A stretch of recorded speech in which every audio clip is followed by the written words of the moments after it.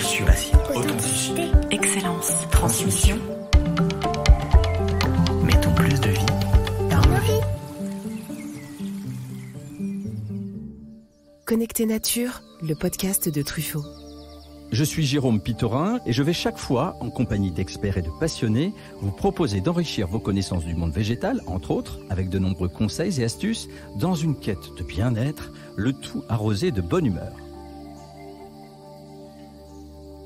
Bonjour à toutes et à tous, ravi de vous retrouver pour cette seconde saison de Connecté Nature. Aujourd'hui, je tenais à vous présenter Elena Segundo, paysagiste et conceptrice des parterres du Grand Trianon de Versailles, avec qui nous allons parler de jardin à thème.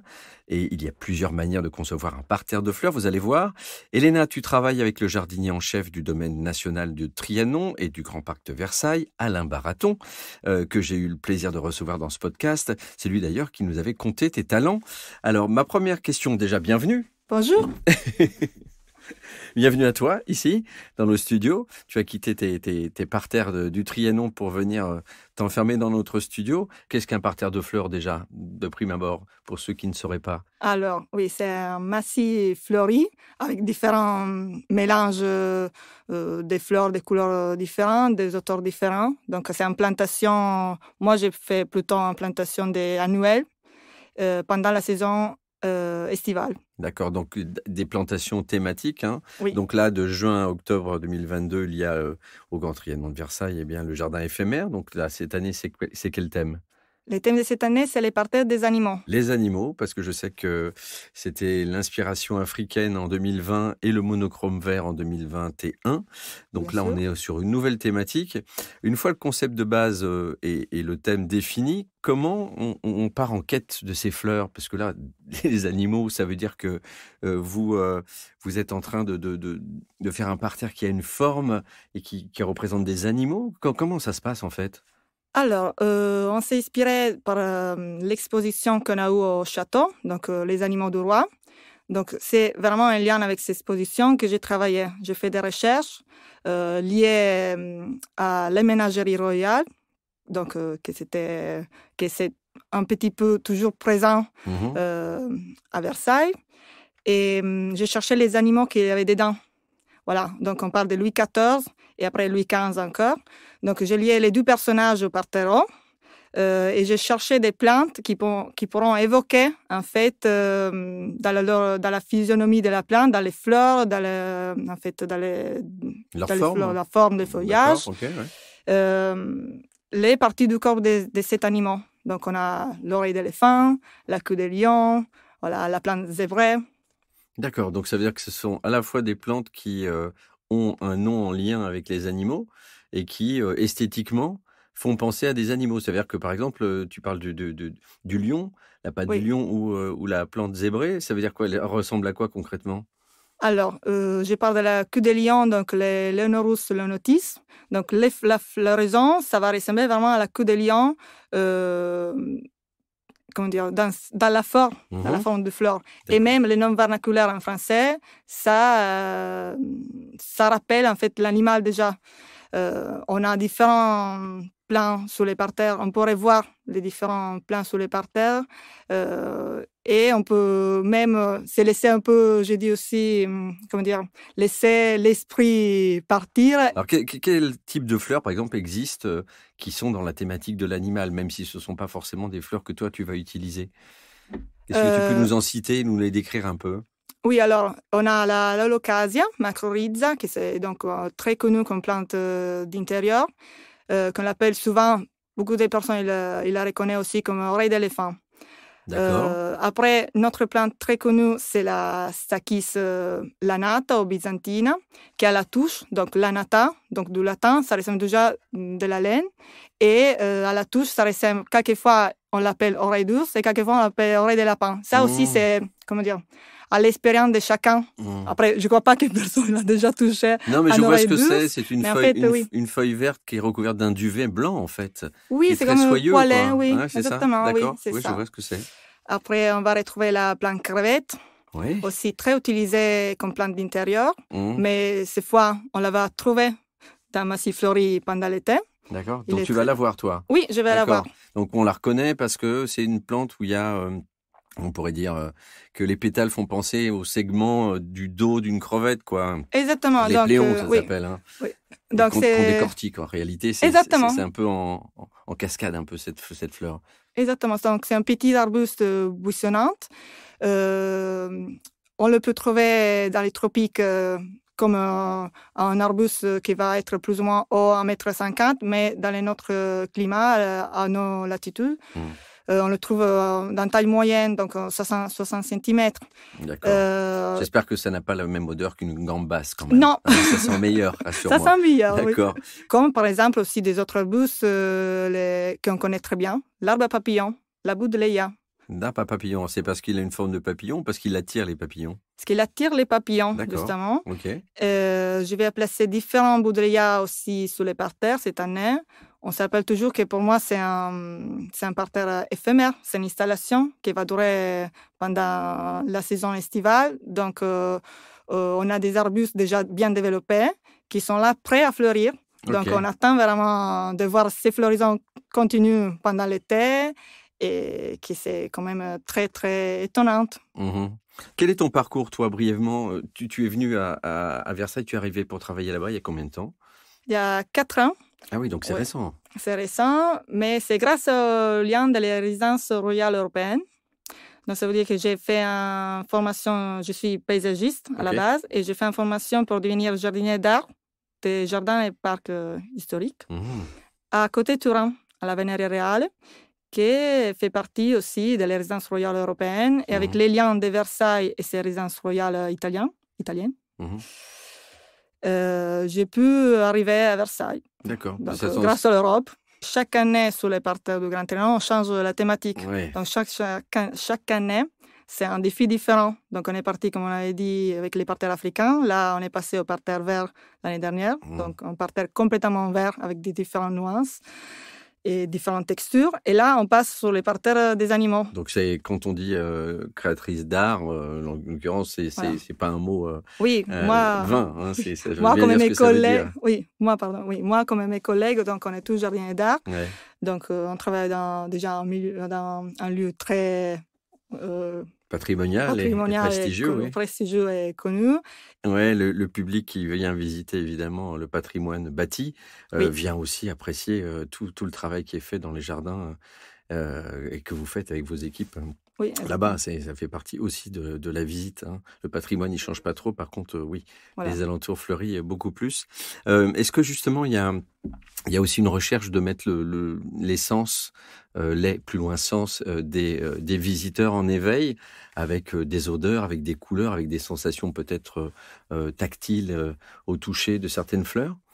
Bien sûr, chaque année, on essaie de trouver et de concevoir un panneau avec la communication du château, un panneau qui va expliquer les différentes essences qu'on va placer dans les massifs. On explique aussi la thématique, on explique un peu l'histoire du lieu. Et cette année, c'est vraiment, je crois que ça va être un peu lié aussi à la didactique. Je crois que si les familles et les enfants, de manière particulière, ils pourront se rapprocher à la matière végétale, à les fleurs, mais les animaux en général, ils pourront jouer sur les notre parterre. Oui, parce que l'idée, ça va être pour les enfants, j'imagine, de visiter, de regarder le nom de la fleur et d'essayer d'y voir le lien avec l'animal, de par la forme, la couleur. C'est ludique en fait. Oui, exactement. Il va peut-être, j'imagine, une famille va trouver sur les panneaux les différentes photos et l'image de fleurs et les noms, et après il va rechercher dans les parterres. D'accord. Donc c'est un peu la recherche aussi, la surprise, voilà. Ça permet en tout cas de sensibiliser les enfants aux fleurs en les amusant, parce que c'est vrai que moi, pour avoir regardé quelques-unes des illustrations de certaines des fleurs dont tu as parlé, en effet, il y a des formes de fleurs qui sont extrêmement troublantes et qui ressemblent vraiment à des animaux ou à la peau des animaux. C'est étonnant. Hein. C'est étonnant, et j'ai cherché un peu parce que j'aime bien aussi lier la côté, en fait, donc on a un côté historique, donc on connaît bien les parterres du Grand Trianon. C'était très connu déjà à l'époque de Louis XIV, Louis XV comme un parterre où on pouvait retrouver des parterres magnifiques et uniques dans toute l'Europe. Là, on revient un peu sur les mêmes comment dire, esprits. Donc, chaque année, on change la thématique, on change par terre. Et le Grand Trianon, il n'a jamais connu un parterre comme ça. Donc, c'est vraiment la première fois que les parterres du Grand Trianon, il va accueillir un parterre des animaux. Et ça, c'est le côté un peu lié à l'historique. Et après, sur le côté scientifique, moi, je dirais aussi, je cherchais un peu pourquoi, pour nous, la plante, ça peut ressembler à un araignée, à un perroquet. Pourquoi Ça, alors, c'est lié à la pareidolie. Oula. Vraiment, c'est la science alors, j'essaie de l'expliquer au mieux, qui est au rapport de notre expérience personnelle, donc même à notre imagination. Ça fait que nous, on peut arriver à voir dans cette fleur, comme on fait par quelquefois avec les nuages, oui, et d'accord. de rassembler en fait à quelque chose de connu. Donc d'ailleurs, qu'est-ce qu'on pourrait donner comme conseil à quelqu'un qui souhaite faire un parterre de fleurs? Quelles fleurs s'accommodent ou s'arrangent entre elles, se cohabitent le mieux? Qu'est-ce qu'il faut éviter? Est-ce qu'on met des plantes hautes avec des basses? Qu'est-ce qu'il faut faire en fait? Quelles sont les petites clés que tu peux nous donner? Alors, oui, pour concevoir un massif fleuri, première chose, il faut regarder où nous sommes. Donc, si on se trouve, vraiment, les lieux, on se trouve au nord de la France, au sud. C'est un lieu très ensoleillé, à l'ombre. Donc, déjà, ça, c'est la base pour comprendre quelle typologie de plantes on va placer. L'espace aussi, ça fait qu'on va choisir plutôt des différentes espèces plutôt que des autres. Et donc, ça pour dire que si on se trouve, par exemple, comme je me trouve moi, dans une plate-bande où dans chaque côté, les visiteurs ils pourront voir les massifs fleuris, les plants, c'est plus conseillé de mettre les plants plus haut vers les milieux, les centres de la plate-bande. Si on se trouve on a un mur, par exemple, derrière les massifs, ça, c'est conseillé, donc, sur la première ligne, en face de nous, des petites plantes, et après, en conséquence, toujours derrière, des plantes toujours plus haut, donc pour les visualiser mieux.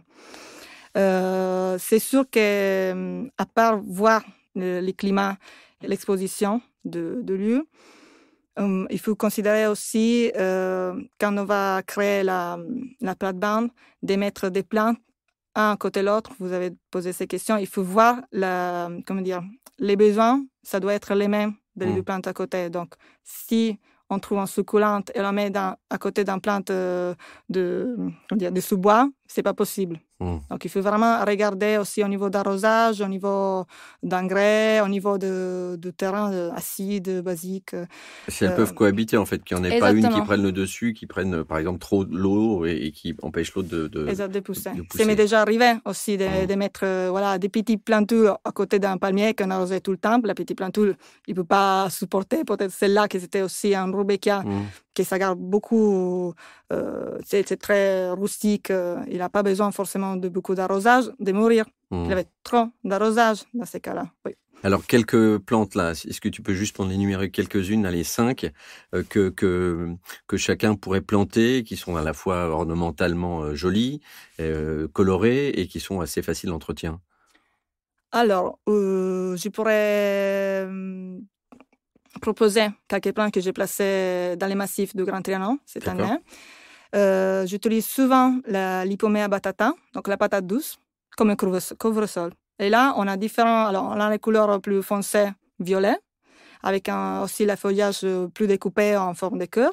Ou sinon, on a un feuillage plus vert au vert acide. Donc, déjà, ça donne un couvre-sol que ça fait la base en surface. Donc, on a, avec un paillage, bien sûr, mais ça va couvrir tous les espaces.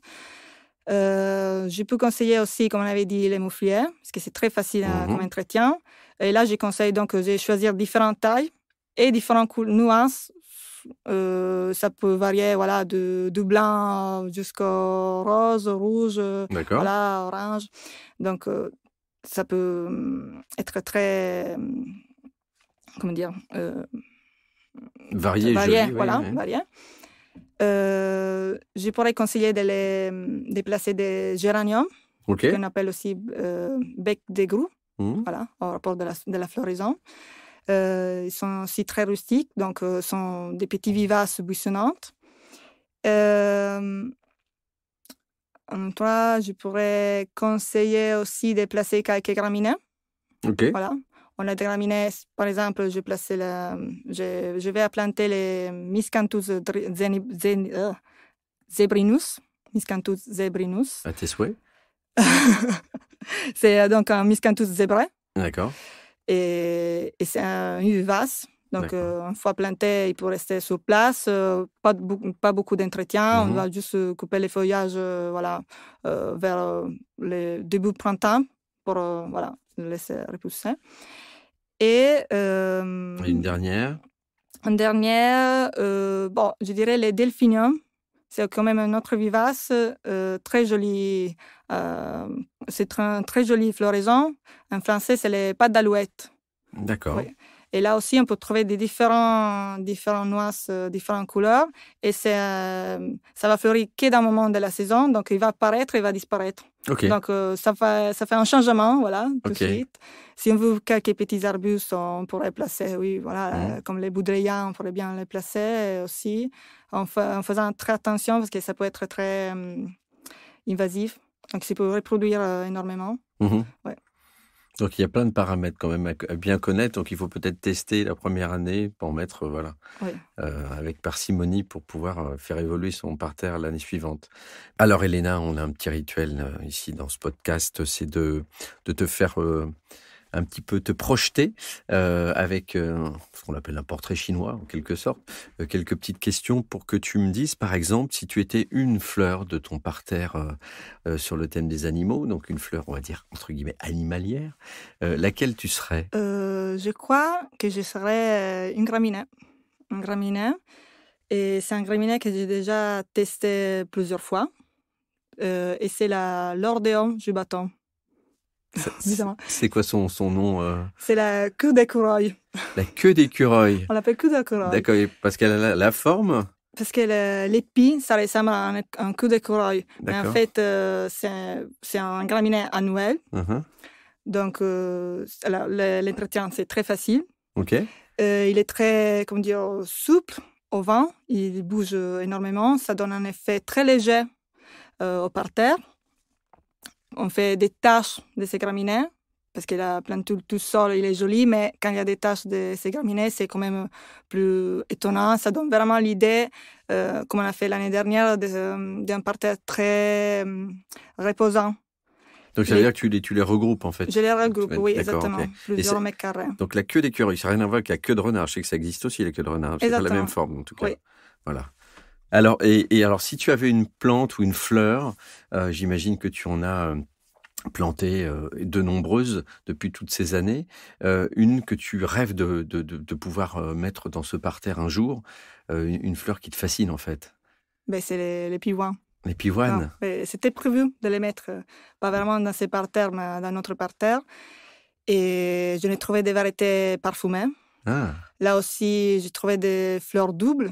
Donc, c'est encore plus fascinant. On se rappelle toujours qu'on est un grand Trianon. Donc, là, on recherche vraiment exactement des exceptions et des fleurs très précieuses, un peu, que ça donne vraiment l'idée un peu de un petit bijou, en fleur qui s'ouvre, double. Ça peut être blanc, rouge ou rose, qui ça donne un léger parfum. Donc, dans l'air, peut-être avec des tulipes à la base, peut-être avec des myosotis à la base. Donc, on peut créer un joli massif avec 3 plantes, par exemple. Les tulipes perroquets, par exemple. Les tulipes perroquets, qu'on a fait cette année aussi. Je reviens des Pays-Bas, j'en ai vu là-bas des magnifiques, des champs entiers. Donc, c'est vraiment très beau. Oui, c'est très, très beau. Avec ces feuilles un peu dentelées, là, qui sont très jolies. Merci à toi, Elena, de nous avoir fait partager déjà à distance ce que sont les parterres du Grand Trianon, qu'on peut voir jusqu'à octobre 2022, et tous les ans finalement, puisque vous allez avoir une autre thématique l'année prochaine, j'imagine. Merci à toi. Merci. Et puis, je souhaite beaucoup de succès et de visiteurs. Oui, on espère, de recevoir beaucoup de visiteurs au Trianon. Voilà. On vous attend. Voilà, les enfants vont se régaler en tout cas, je pense, cette année. Oui. Merci à vous d'avoir suivi ce nouvel épisode de Connecter Nature et à très bientôt avec Truffaut. Notre podcast se termine déjà, mais restons connectés à la nature. Tous nos épisodes sont disponibles sur les principales plateformes d'écoute et sur notre site truffaut.com. Je vous dis à très vite pour cultiver ensemble notre jardin et notre esprit.